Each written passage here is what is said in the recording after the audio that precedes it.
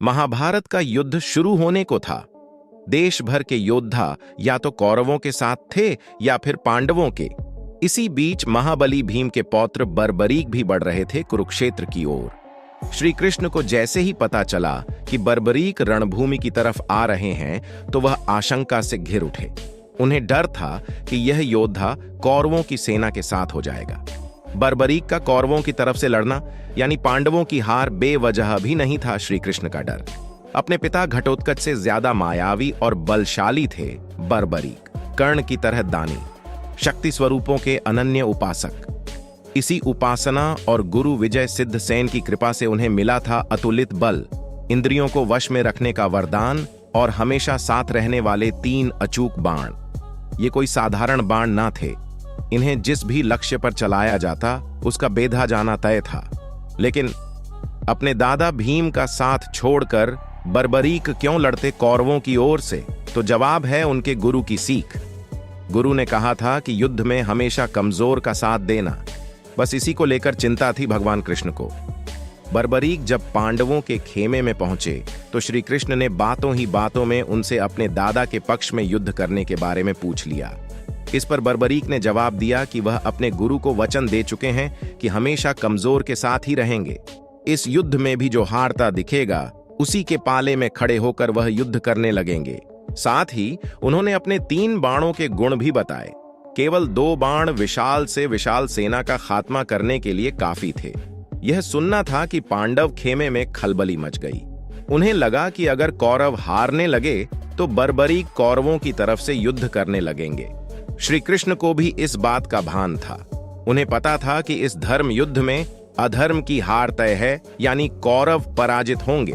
लेकिन जैसे ही बर्बरीक कौरवों को पराजित होता देखेंगे तो अपने प्रण के मुताबिक उनकी ओर से युद्ध में उतर जाएंगे। श्री कृष्ण ने बर्बरीक से पूछा कि वह अगर युद्ध ही न करें तो?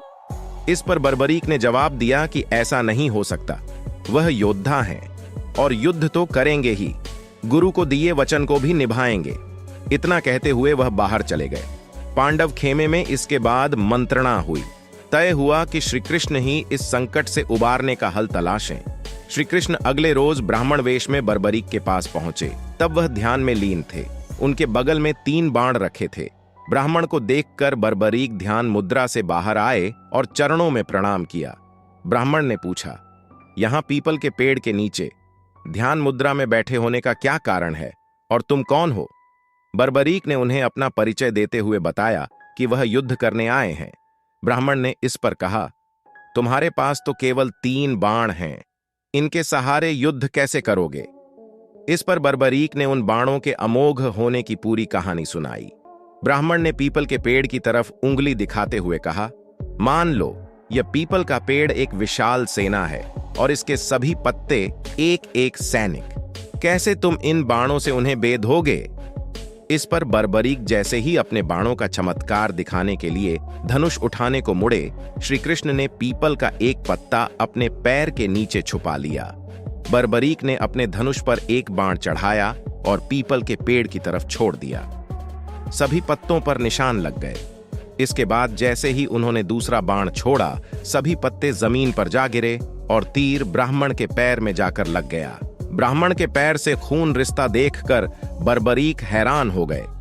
उन्हें अंदाजा हो गया कि यह कोई साधारण ब्राह्मण नहीं, अन्यथा इनकी मौत हो गई होती। बर्बरीक यह सब सोच ही रहे थे कि ब्राह्मण बने श्री कृष्ण ने कहा, तुम्हारे बाण अचूक और चमत्कृत करने वाले हैं महाबली, क्या इस ब्राह्मण को कुछ दान नहीं दोगे? बर्बरीक ने कहा, जरूर दूंगा, लेकिन आप मुझे अपने वास्तविक रूप में दर्शन दें। श्री कृष्ण ने जैसे ही अपना रूप दिखाया, बर्बरीक उनके पैरों पर गिर पड़े और बोले, भगवान, जो मांगना हो मांगे।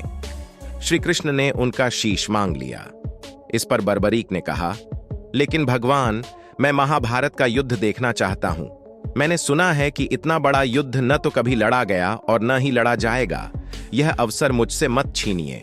इस पर श्री कृष्ण ने कहा कि धड़ से अलग होने के बाद भी शीश जीवित रहेगा। आंखें सब देख सकेंगी और कान सब सुन सकेंगे। यह सुनते ही बर्बरीक की इच्छा पूरी हो गई और उन्होंने तलवार से अपना शीश काटकर भगवान श्री कृष्ण को दे दिया। मधुसूदन ने बर्बरीक का कटा शीश कुरुक्षेत्र के पास की ऊंची पहाड़ी पर रख दिया, जहां से उसने महाभारत का पूरा युद्ध देखा। श्री कृष्ण को बर्बरीक अपना मार्गदर्शक मानते थे। वजह थी, जन्म के बाद जब घटोत्कच उन्हें लेकर द्वारका पहुंचे तो श्री कृष्ण ने ही उन्हें शक्ति स्वरूपों की उपासना के लिए महिसागर जाने को कहा था। बर्बरीक ने वहीं पर शक्ति स्वरूपों की उपासना की और गुरु विजय सिद्ध सेन की सिद्धि पूरी होने तक उनकी रक्षा की थी। इसी के प्रतिफल में वह अजेय बन सके थे। महाभारत के युद्ध में जब पांडवों को विजय मिली तो उनमें श्रेय लेने की होड़ मच गई। युधिष्ठिर कृतज्ञ हो रहे थे वासुदेव के प्रति, वहीं भीम को लग रहा था कि उन्होंने ही धृतराष्ट्र के पुत्रों को मारा है और इस वजह से युद्ध का परिणाम उनके पक्ष में आया। दूसरी ओर अर्जुन भी श्री कृष्ण के प्रति ही कृतज्ञ रहे। आखिरकार तय हुआ कि बर्बरीक ने पूरा युद्ध देखा है तो उन्हीं के पास चला जाए।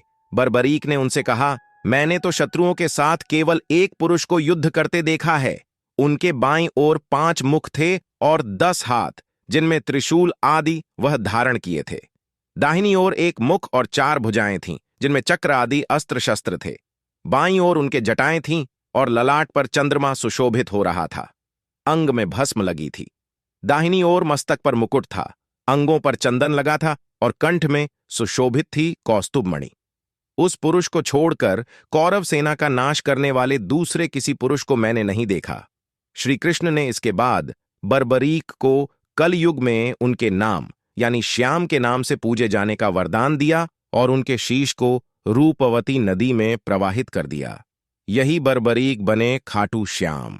माना जाता है कि कलयुग आने के कई साल बाद बर्बरीक का शीश एक नदी में पाया गया, जिसे राजस्थान के सीकर जिले में श्याम कुंड के पास दफना दिया गया।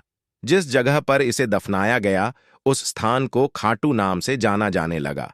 कहते हैं कि जहां शीश दफनाया गया था उस जगह जब गायें जातीं तो उनके थन से दूध रिसने लगता। जब स्थानीय ग्रामीणों ने उस जगह को खोद कर देखा तो उन्हें एक सिर मिला। ग्रामीणों ने सिर के बारे में पता लगाने के लिए उसे गांव के एक विद्वान ब्राह्मण को सौंप दिया। इसी बीच उस स्थान के राजा रूप सिंह चौहान को स्वप्न में खाटू श्याम ने दर्शन दिए और जहां उनका सिर मिला था वहां एक मंदिर बनाने की बात कही। राजा ने आदेश का पालन किया, मंदिर का निर्माण कराया और फाल्गुन शुक्ल एकादशी को खाटू श्याम की प्रतिमा स्थापित करवाई। तभी से यहां फाल्गुन में 12 दिन का मेला लगता है। चूंकि जहां सिर मिला उस जगह को खाटू नाम से जाना जाता था, इसलिए बर्बरीक को खाटू श्याम कहा जाने लगा। इस प्राचीन मंदिर पर आक्रांताओं ने कई बार हमला बोला, नुकसान पहुंचाया। बताते हैं कि सन 1723 में राजा अभय सिंह ने इसका जीर्णोद्धार करवाया। बर्बरीक और खाटू श्याम के अलावा उन्हें मोरवी नंदन, बाणधारी, शीशदानी, कलयुग अवतारी, लखदातार, मोर्चरी धारक जैसे नामों से भी जाना जाता है।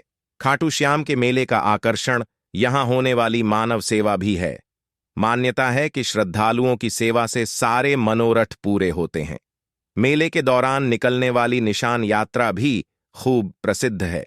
श्रद्धालु खाटू श्याम का पीला विशाल ध्वज और नारियल लेकर यात्रा पर निकलते हैं। निशान यात्रा में वे श्रद्धालु शामिल होते हैं जो खाटू श्याम से कोई मनोकामना पूरी होने की मन्नत लेकर आते हैं। राजस्थान के अलावा देश के कई हिस्सों में खाटू श्याम के मंदिर हैं।